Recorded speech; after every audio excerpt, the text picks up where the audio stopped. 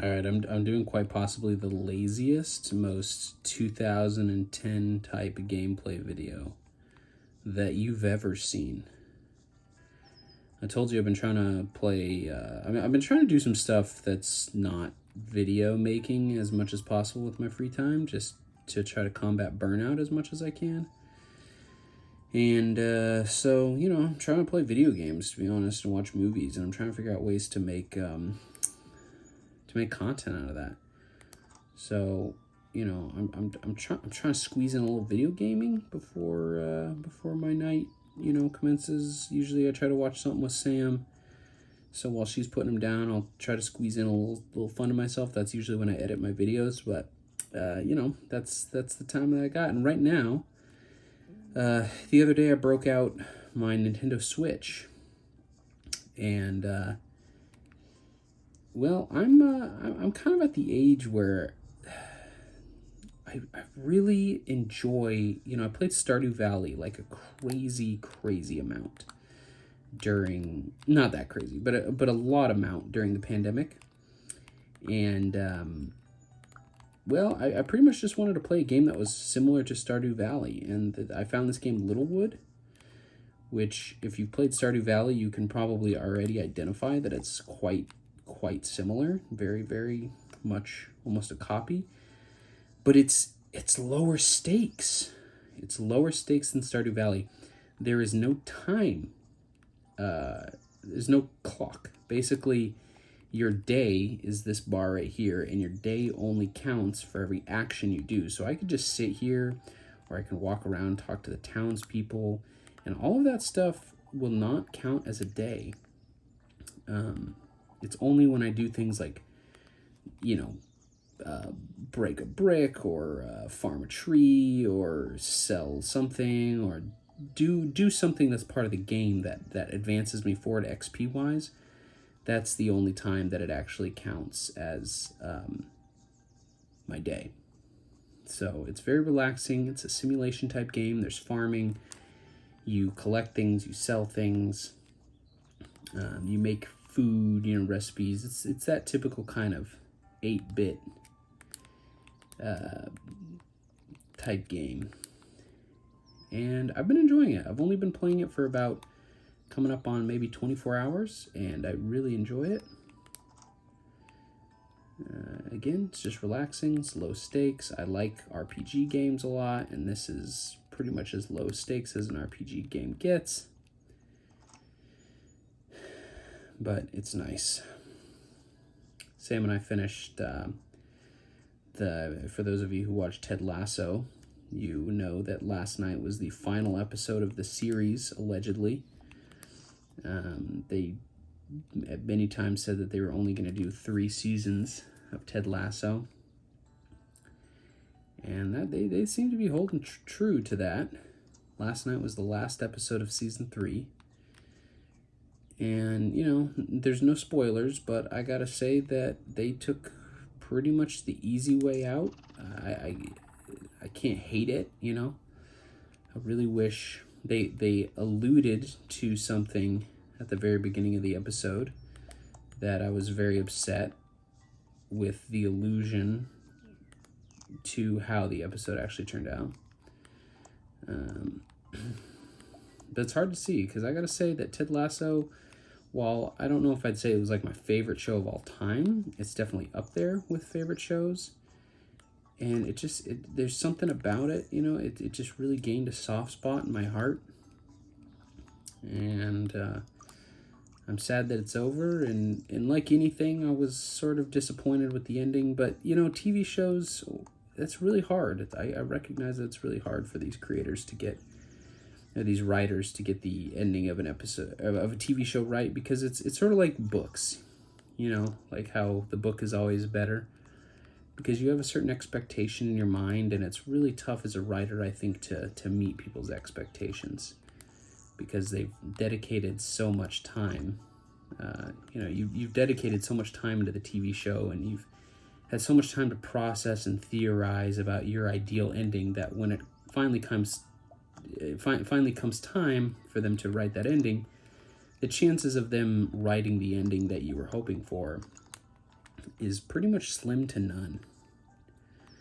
So, while I'm not displeased, I would just say I'm underwhelmed.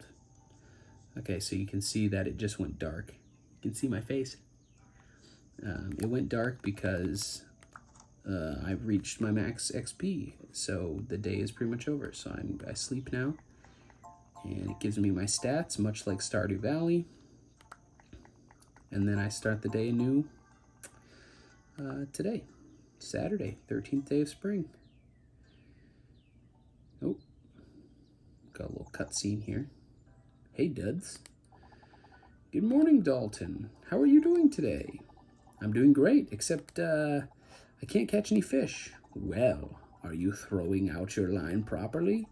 Yeah, I'm throwing it right on top of them. But the fish either swim away or float around like they fell asleep. Dalton, you must catch your line out next to the fish, not right on top of them. Then wait for the fish to come to you. Once your bobber goes under the water, you reel them in. Oh, that was a super meaningful cutscene.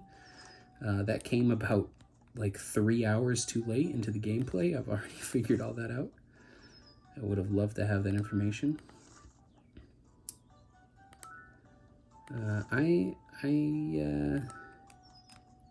a sucker for games that never end. I'm not much of a competitive game player, you know. I don't really like to play online, or I don't even really like to play anything hard. I like storylines, you know. I like to just play where it's like the perfect level of storyline versus difficulty, I guess. I don't know. I really don't like hard games. I like easy games with a good story, or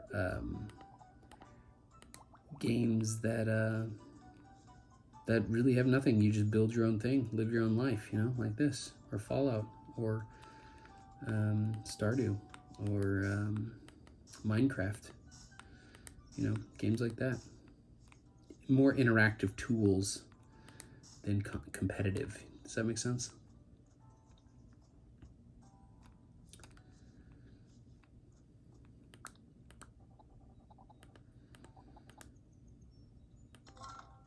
Got a new blueprint for a nightstand.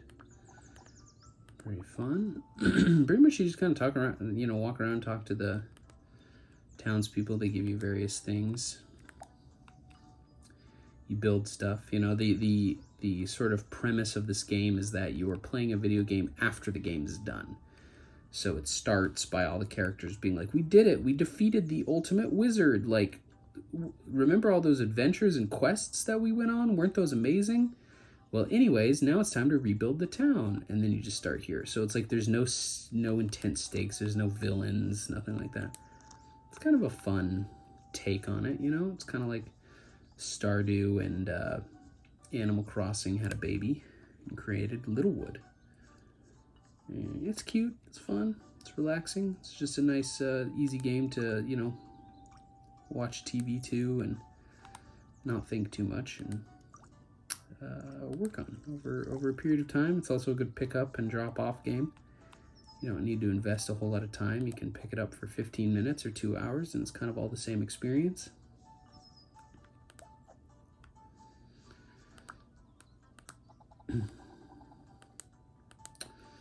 So yeah, I had my donation video that I thought was gonna I thought it was actually gonna be done yesterday, but I misplaced a hard drive, or forgot a hard drive at a different location, so that will be done tomorrow. So that will be tomorrow's video. I'm probably gonna add on a little bit more to it. In fact, it might be Friday's video, or tomorrow's Friday. It might be Saturday's video, but we'll see. I'm pretty confident I'll be releasing it tomorrow, and I'll talk a little bit more about that upon the arrival of the video. Does anybody else know any good Switch games that are, you know, I haven't played my Nintendo Switch since, like I said, the pandemic, and even then it was probably a good year and a half since I played it before then. So I have not. I'm not really a Nintendo guy, generally speaking. I'm just not really into the Mario universe. I'm not really a Smash Bros. Person. I can't get into Zelda. I've tried. So there's, I like the handheld aspect of this. Honestly, it was also a cheap console, so I bought it at the time because I knew I was going to be doing a lot of traveling, so I wanted something that was kind of like handheld. But I never really played much to it. I played the Super Mario, what's it called, Odyssey, and I really liked it. I played through the whole game, beat it. It was really fun. And then I tried to give Breath of the Wild a chance, but I just couldn't get into a game of that caliber on a handheld device. Something about these joysticks, like they're just too tiny. Like I bought the BioShock Infinite game, couldn't get into it. So I'm sort of hesitant when I pay money for games on here because it's like a really shot in the dark as to whether or not it's just like a waste of money, like the Infinite or BioShock Infinite, I think was like $30. And man, I probably played like a total of 15 to 20 minutes of that before I was just over it. So I have a pretty good feeling about this one just because it's so familiar and it's so right up my alley in terms of like low stakes. And it was only $10. So, it's not the biggest loss in the world if I put it down in a week from now, which I'm sure is exactly what's going to happen.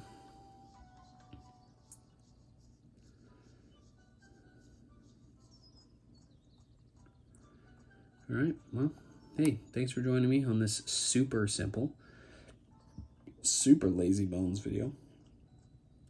I call this kind of competition burnout battle, burnout fatigue battling.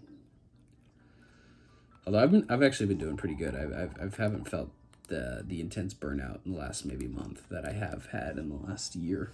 I think summer always kind of pulls me out of it. Pulls me out of the battles for burnout. It's a good time. I still got all the things that I've talked about. I still got on the docket. Just a matter of time, baby.